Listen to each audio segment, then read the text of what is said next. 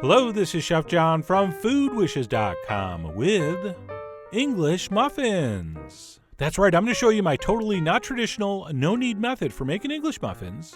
And this particular video was inspired by one of my favorite shows. You know, the one where the celebrity foodies kind of sit around discussing the best things they've ever eaten? But anyway, I saw an English muffin featured on that show that looked so amazing, I had to give it a try. And while I didn't end up using their exact recipe, this still came out very good and was basically one package of artisan cornmeal away from being perfect. But we'll get into my cornmeal issues later. For now, let's go ahead and get started with the dough. And the first step for me is making sure my yeast is alive. So I'm going to dump that into a mixing bowl, along with a little bit of our flour and some warm water. And what I do is I mix that up, and I wait about 10 minutes to see if my yeast is active. And to be honest, with modern quick-acting yeast, this is probably a completely unnecessary step, but I'm old-fashioned. So I like to wait about 10 minutes, and if a thin layer of foam starts to form on the top, I know my yeast is good. And because I only waited about 10 minutes, it's not super easy to see. If you waited 15 or 20 minutes, it would be much more obvious. But I could tell mine was active, so we're going to continue on with the rest of the ingredients. So we're going to go ahead and drizzle in a little bit of vegetable oil, as well as a nice big pinch of kosher salt. And then for a little bit of protein, we're going to add 1 egg white, which is hopefully going to help give our English muffins a little extra chewiness. So just the white, we'll save the yolk. Hey, maybe you could make some aioli with that. It's not a bad idea. And then we'll finish up with the rest of our flour.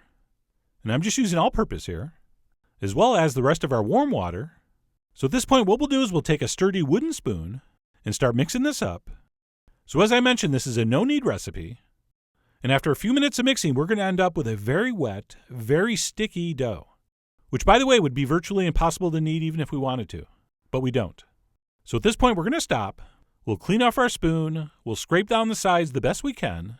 And then all we're going to do is cover this and set it in some relatively warm spot for a couple hours or until it doubles in size.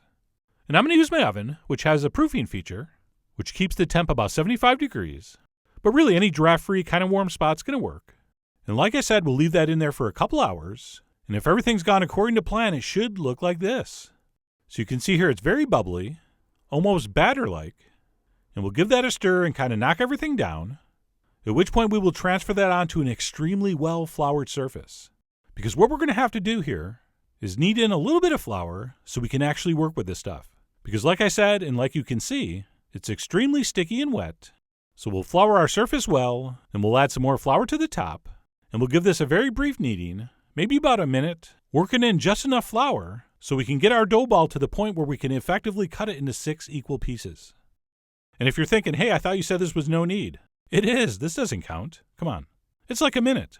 And by the way, this recipe is perfect for practicing working with difficult doughs. Okay, people don't like working with sticky doughs because they're annoying, and they get frustrated and they end up adding too much flour, which for many kind of breads and things like pizza dough is a fatal flaw. So not only are you going to get some decent English muffins out of this recipe, I actually think it's going to raise your dough making game.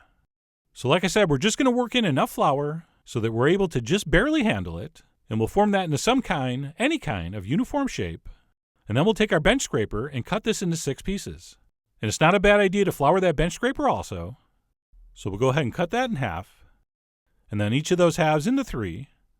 And then once our dough has been portioned, we need to roll these pieces of dough into a ball that has no seams, which with very sticky dough is not that easy.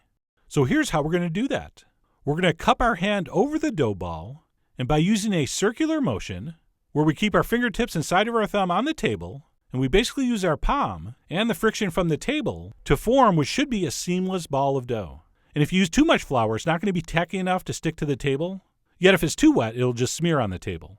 So right here, I'm going to add another pinch, and then we will cup our hand over it again, and eventually what should form is a perfectly seamless ball of dough. And if you get that on your first try, you will be the first cook in history. So that is going to take a little bit of practice, but you'll get it, trust me. And once we have those perfect seamless dough balls formed, we will transfer those onto a cornmeal-lined baking sheet. And we do want both sides of our dough to be coated with cornmeal. And for some reason, I bought this fancy, overpriced artisan brand, which was basically a combination of powdered fine cornmeal and giant chunks of cornmeal. And it doesn't really look like a big deal here, but I didn't like the appearance when I cooked these. So long story short, I was screwed over by some hipster cornmeal. But anyway, enough complaining. I'm sure some of you have actual problems. So we'll transfer our dough onto our baking sheet. and kind of press it down a little, doing our best to coat both sides. And then what we need to do, as usual, is let these double in size before we cook them. So I'm going to place those back in the oven, which again is not on, it's just on the proof setting. And we'll leave those in there for about an hour to an hour and a half, or until, like I said, they double in size, at which point they should look something like this.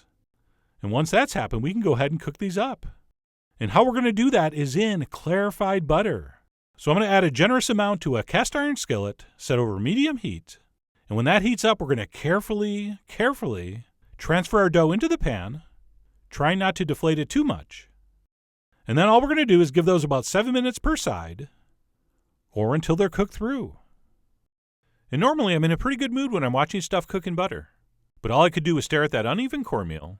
I know, I said I was going to stop complaining. But what we really should have here is an even, uniform coating of cornmeal going all the way across the surface, and not just a few big chunks here and there. But anyway, seriously, I'm going to let it go now. I've heard that stressing about things like that can cause hair loss, and that's the last thing I need. So I gave that first side about 5 or 6 minutes, and then flipped them over, and gave the other side about the same, and then I just started playing with them, kind of flipping them over randomly, trying to get the level of brownness to sort of match. But bottom line, both sides cooked approximately 7 or 8 minutes, which for this size should be enough to cook them through. And once those are done, we want to remove those to a baking rack to cool completely. Don't even think of tearing into these while they're warm. Trust me, it won't be any good. Okay, we really need that residual heat inside to finish the cooking. So I let mine cool completely, and then I lined them up on a plate, and I had what appeared to be some very nice looking English muffins. The color was pretty close, the shape was very close, and they seemed to be just about the right thickness, but appearances can be deceiving.